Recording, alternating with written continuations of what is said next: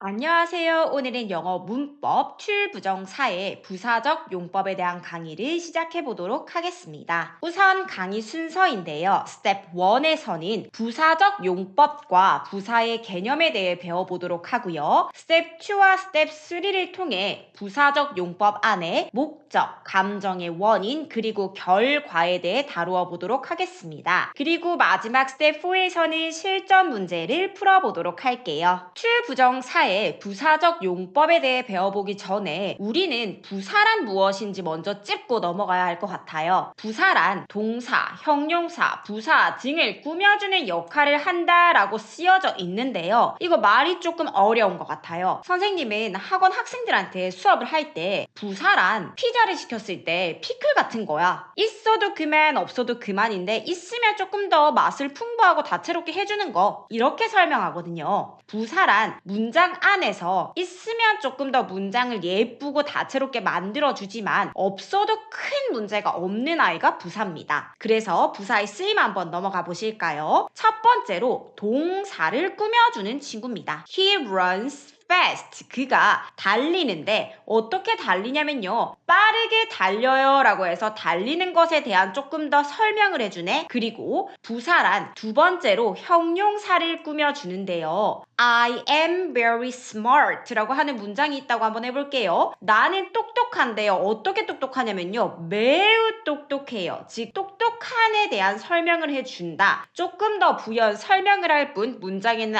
없어도 아무런 영향을 주지 않는 거, 이게 바로 부사입니다. 이렇게 부사라고 하는 개념을 배워봤다면 이제부터는 출부정사의 부사적 용법 안에 있는 총 3가지 종류에 대해 배워볼 거예요. 첫 번째 목적, 두 번째 감정의 원인, 세 번째 결과인데요. 정말 제일 중요한 목적부터 우리 한번 다루어 보도록 할게요. 이 목적은 일을 나타내는 목적어랑은 절대 전혀 같지가 않고 완전히 별개입니다. 왜 내가 무엇을 하는가에 대한 이유를 나타내는 친구예요. 그래서 해석이 무엇을 하기 위하여 뭐뭐 하러 라고 해석이 됩니다. 예문으로 직접 만나보실게요. He drank coffee to stay awake. 그는 커피를 마셨는데요. 왜 마셨냐면요. 깨어있기 위하여 마셨다. 이렇게 해석하시면 되고요. She came early to help me. 그녀가 일찍 왔어요. 왜 일찍 왔냐면요. 나를 도와주기 위하여. 이렇게 해석하시면 됩니다. 세 번째로요. I went to the market to buy some fruit. 나는 과일을 조금 사기 위하여 시장에 갔다. 이렇게 해석을 하시면 되는 출부정사의 부사적 용법 안에 목적으로 쓰인 친구들입니다. 그런데요, 이 목적이 정말로 중요한 이유는 이것 때문이에요. 출동사 원형 자리에 목적으로 쓰인 경우만 in order to, so as to로 출동사 원형을 바꿔 적을 수 있습니다. I went to the beach to swim. 나는 수영을 하기 위하여 바다에 갔다. 이렇게 쓰이는 건데요. 이때 이 to swim 자리를 in order to swim, so as to swim으로 바꾸어 쓸 수 있습니다. 출부정사의 부사적 용법 두 번째, 세 번째인데요. 두 번째로는 감정의 원인입니다. 내가 왜 그런 감정이 나왔는가, 그 원인을 출동사 원형을 이용해서 나타내는 건데요. 해석은 뭐뭐 해서 뭐뭐 하다니 뭐뭐 하다 이렇게 해석이 되는데 앞에 감정을 나타내는 형용사가 먼저 온 다음 출부정사가 옵니다. 예문으로 바로 보실게요. She was upset to hear the bad news. 그녀가 upset, 매우 있잖아요.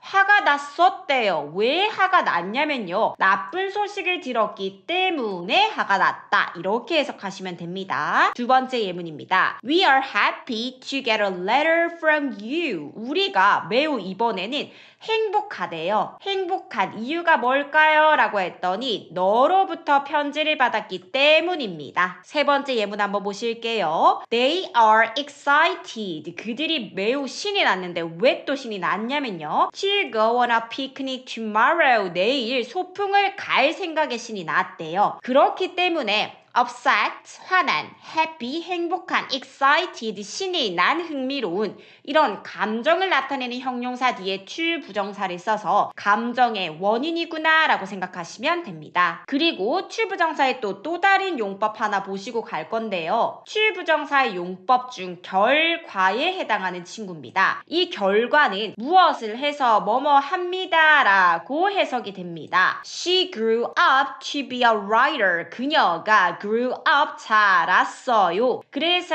to be a writer 작가가 되었습니다. 이렇게 해석이 되는 친구입니다. to 부정사의 부사적 용법에 제일 중요한 것 두 가지를 골라라고 하면 목적을 나타내는 것, 감정의 원인, 그리고 하나를 더 더하자면 결과고요. 제일 중요한 게 뭡니까? 라고 하면 목적이구나 라고 생각하시면 됩니다. to 부정사의 부사적 용법에 대한 개념을 배워봤다면 이제부터는 실제 시험 출제 유형을 한번 다루어 보도록 하겠습니다. 첫 번째 문제입니다. 다음 문장에서 틀린 부분을 바르게 고치세요 라고 되어 있어요. They are going to the market bought apples 라고 되어 있네요. 그들은 시장에 가고 있는 중입니다. 왜 가고 있을까요? 라고 하는 우리는 목적을 나타내야 되는데 그럴 때는 과거형을 쓰는 게 아니라 to 동사 원형을 써야 하기 때문에 to buy로 바꿔주시면 됩니다. 그렇다면 They are going to the market to buy some apples. 약간의 사과를 사기 위하여 시장에 가고 있는 중이다. 이렇게 되면 완벽합니다. 두 번째 문제인데 영작하세요 라고 해서 총 작은 문제 2개가 있어요. 한번 보도록 할게요. 첫 번째입니다. 나는 시험에 통과하기 위해 열심히 공부했다 라고 되어 있네요. 자, 시험에 통과하기 위해 목적을 나타내는 to 부정사 한번 만들어 보도록 할게요. I studied